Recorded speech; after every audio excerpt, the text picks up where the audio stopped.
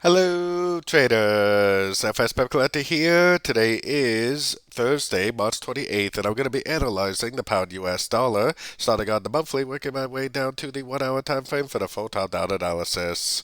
So on the monthly, I still believe the monthly will continue to trend up. I do see that it is going down, but I think it will continue to make higher lows, higher highs, higher lows, higher highs, and just keep on going up.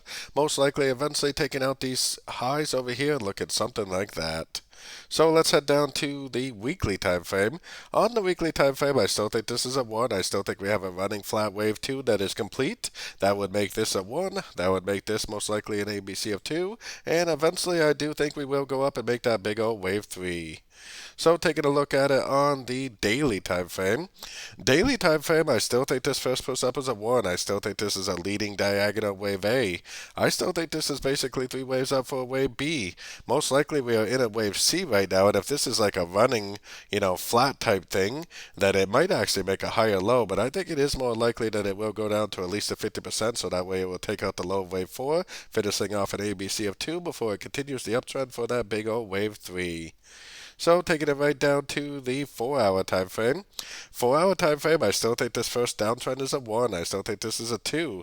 Market is definitely very, very slow, and it still kind of looks to me like this could be an A, a B, and a C. Still kind of seems to me like it may go up and would be a crescent to this move down. But the trend is down, and we definitely should primarily be looking for shorts on shorter time frames.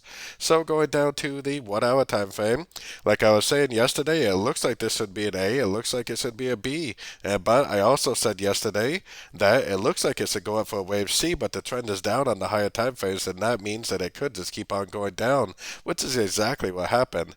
Now, it still looks like a wave B, and it still looks to me like it could go up for a wave C, but I still say the same thing as yesterday, which is that the trend is down, and it very easily could just keep on going down, especially if this is a wave 3 of wave C, which it does look like it is on the higher time frames.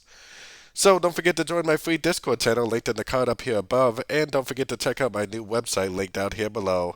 As always, thanks and happy trading.